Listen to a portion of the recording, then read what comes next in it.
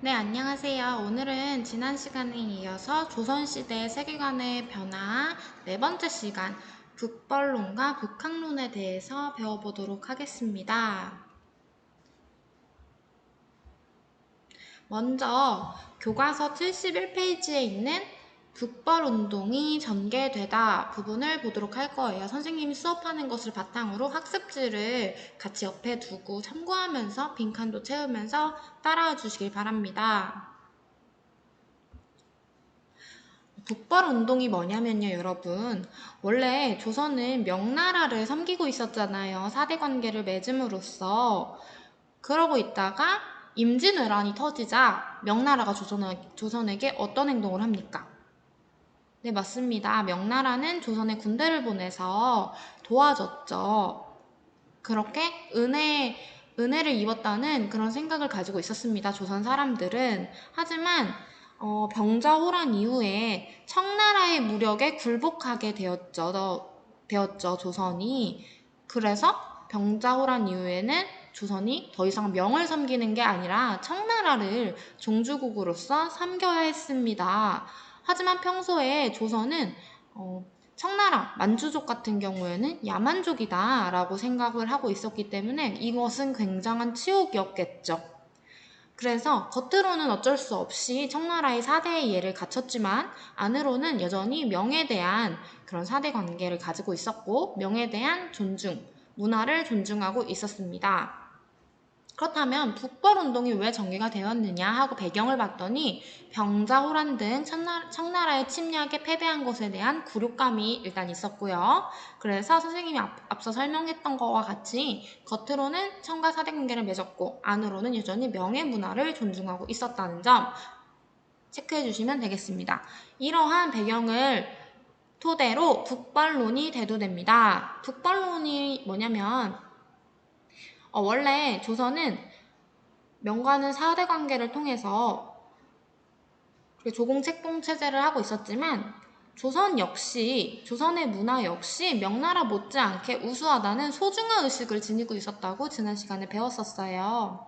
하지만 명나라가 멸망한 이후 소중화 의식은 이제 명나라가 없잖아요. 중화의 중심이었던 명나라가 없으니까 이제는 조선이다. 조선만이 중화 문화의 그 본질을, 정수를 간직하고 있다. 이런 조선 중화주의로 발전하게 됩니다. 기존에 있던 소중화 의식이 명이 멸망함에 따라서 조선 중화주의로 발전이 됐어요. 이를 바탕으로 우리가 바로 명나라의 뒤를 이을 중화이다 라고 생각을 하면서 청나라 오랑캐였는데 이 청나라와 사대 관계를 맺다니 이거는 정말 있을 수가 없는 일이다 하면서 청과 다시 대결을 해서 그동안의 치욕을 씻자 하는 북벌론이 대두가 되었습니다.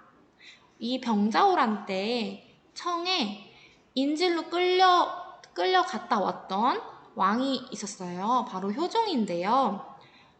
병자호란도 정말 치욕스러운데 직접 인질로까지 끌려갔다 왔던 이 효종은 얼마나 이 청나라에 대한 복수심이 불탔었을까요? 그래서 효종은 북벌운동을 추진합니다.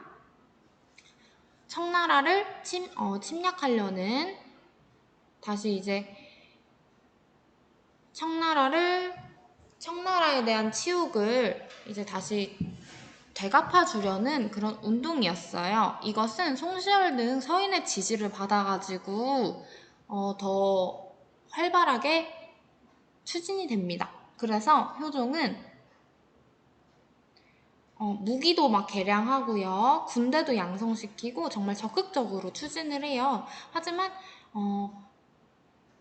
당시 청나라의 세력이 너무 강대했고 중원을 완전히 장악하고 있었기 때문에 결국 효종이 죽음으로써 실패로 끝나게 됩니다.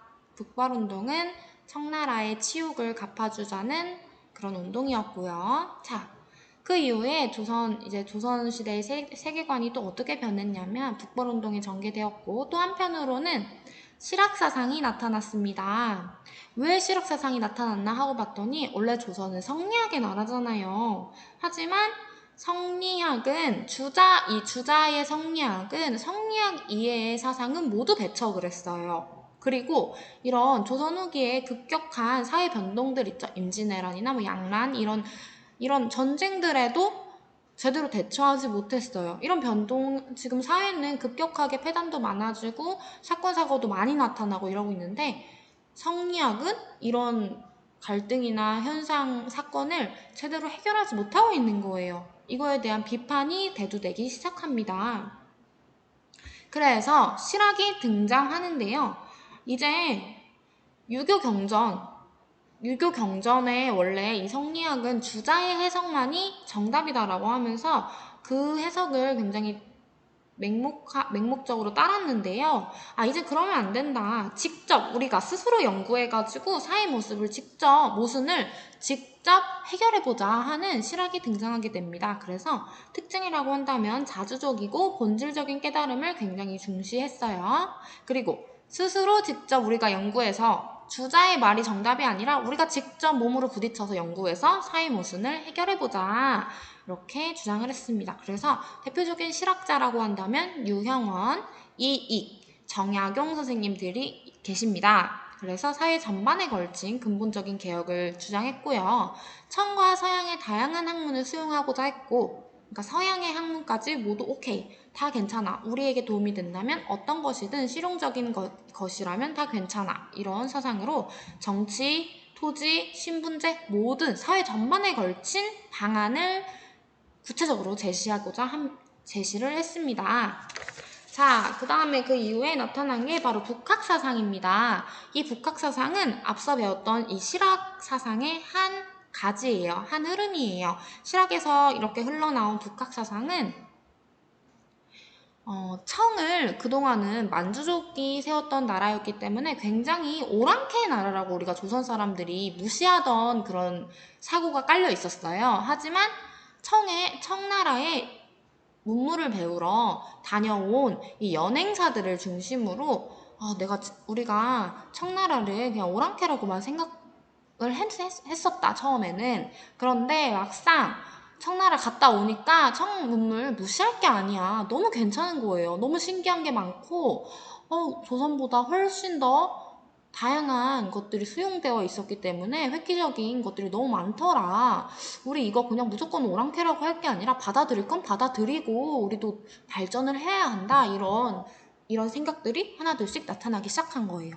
그래서 대표적인 사람들이 우리 청의 문물을 한번 따라해보고 배워보자 하는 사람들이 나타나기 시작해요. 그 사람들을 우리는 북학파라고 하는데요. 북학 사상을 주장한 사람들이기 때문에 북학파라고 했어요. 조선도 부강한 나라로 할 수 있다. 이런 청의 문물을 배워보자 하는 거죠. 어떤 사람들이 있나 한번 살펴볼게요. 이 북학파는 상공업 진흥을 굉장히 주장을 했는데요. 먼저 유수원 같은 사람은 상업과 수공업을 장려해야 한다고 주장했습니다. 우리 농업만 무조건 중요시하고 상업이나 수공업을 천대할 게 아니라 상업이나 수공업이 발달이 된다면 도시가 굉장히 발달을 할 것이고 그것은 나라의 경제적인 그런 번영을 초래할 것이다. 그러니까 상업과 수공업을 장려하자. 이런 주장을 펼쳤고요. 홍대용이라는 사람은 청나라에서 서양의 천문학을 굉장히 많이 공부를 했어요. 그래서 지구 자전설을 주장합니다. 이게 뭐냐면 지구는 둥그렇고 스스로 돌고 있어 현재. 이런 주장을 폈어요. 엄청난 주장이죠. 엄청 공부를 열심히 했던 거죠. 그리고 지구는 둥글기 때문에 그동안은 명나라가 중국이 중심이라고만 생각했었는데 지구가 둥그니까 어떤 나라든 중심이 될 수 있는 거야 라고 생각을 했어요. 그래서 청을 오랑캐라고만 여기지 말고 그 문화를 배워야 한다고 주장을 했습니다. 그리고 혼천이도 제작을 하게 됩니다.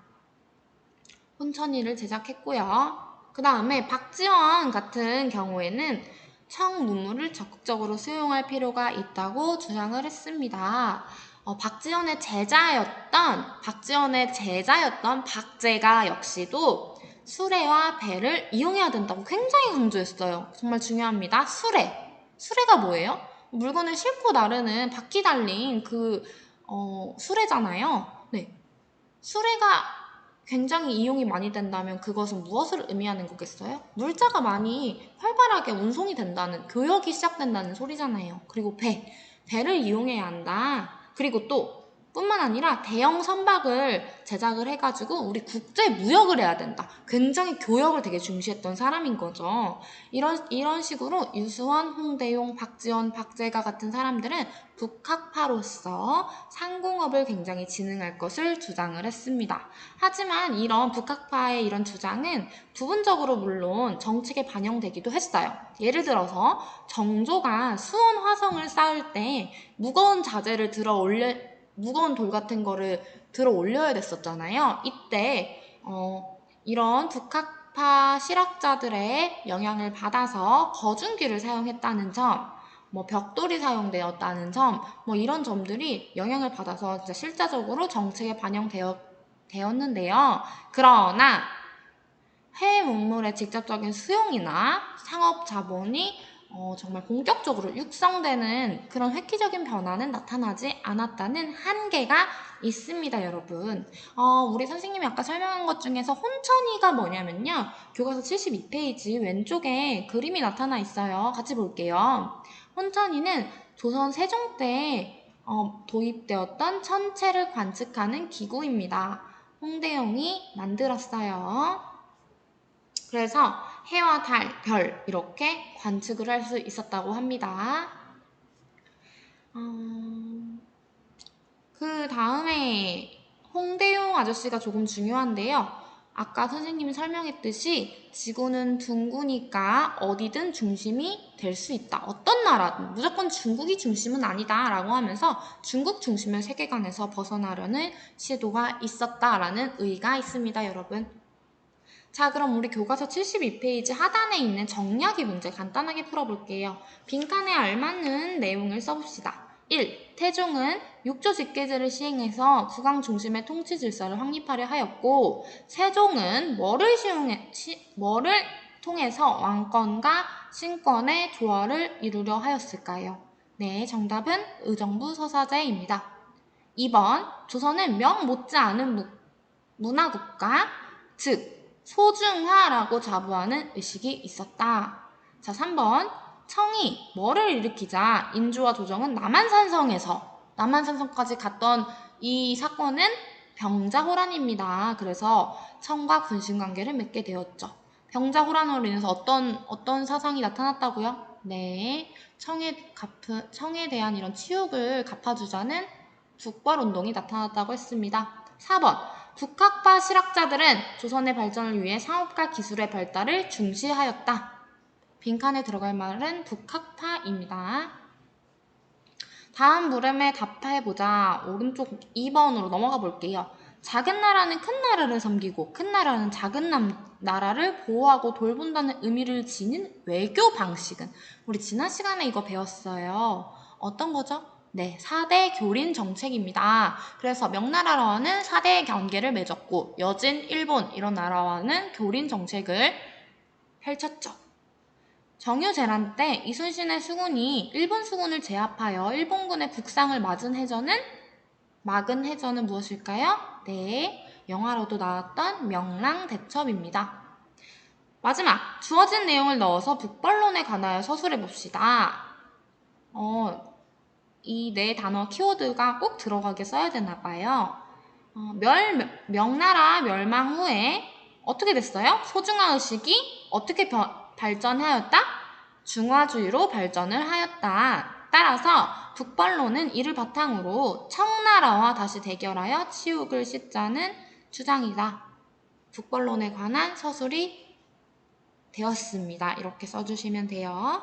자, 넘어가서 우리 73쪽에 있는 주제탐구 빠르게 한번 해볼게요. 여기 오타가 있는데 세 개관입니다. 자, 우리 세 가지 지도가 있네요. 첫 번째 지도는 혼일강리 역대국도 지도입니다. 어떻게 돼 있어요? 지도의 중심에 어디가 있어요? 중국이 나타나 있죠. 그리고 한반도도 나타나 있긴 했는데 굉장히 나름 크게 그려져 있어요. 그렇죠, 여러분. 굉장히 나름 한반도가 크게 그려져 있는 것을 확인할 수 있겠습니다. 자, 그러면 첫 번째, 혼일강리 역대국도 지도는 언제 만들어진 걸까요? 조선 초기에 15세기 초반에 제작된 것을 알 수 있습니다. 왜? 중국을 이 지도의 중심에 둔 것은 중화사상의 영향이겠죠. 하지만 여기서 중요시 되는 거는 우리 한국입니다. 이 조선이 한반도 크기가 중국 못지않게 굉장히 크게 나타나 있죠. 이것은 고려시대의 다원적 세계관이 이어져서 이 한반도를 조선을 중국과는 다른 독자적인 국가로 인식했다는 것을 알 수 있습니다. 한반도가 상대적으로 크게 그려져 있는 모습에서 이것은 조선 초기의 모습입니다. 자, 두 번째, 천화도예요. 천화도 같은 경우에는 거기 써져 있는 걸 보면은 우리나라는 본디 예의의 나라로 소문이 나서 천하가 소중하로 일컫고 있대요. 소중하가 뭐예요? 우리나라도 명나라 못지 않은 나라이다 이런 생각들이잖아요. 이 소중화 사상은 언제 등장했죠? 네, 16세기에서 17세기에 등장한 그런 사상들이기 때문에 이때 제작된 것을 알 수 있습니다. 이 천화도를 보면은 중앙에 중국이 있고요. 저 가운데 한자 보이시죠? 맨 가운데 한자 중국 이렇게 써 있고 조선 같은 경우에는 상대적으로 작고 부수적으로 그려져 있네요. 이것을 보아서 천화도는 소중화 사상이 자리 잡은 때임을 유추할 수 있겠습니다. 자, 마지막 세 번째 지구 전후도 볼게요. 지구는 둥글며 그것을 싸고 있는 공기가 태양의 빛을 받아 광채를 내니 이것을 지구라고 한다. 대지는 둥근 모습을 이루고 있는데 포르투갈 사람 마젤란이 지구를 일주하고 돌아와 땅이 둥근 것임을 분명히 밝혔다.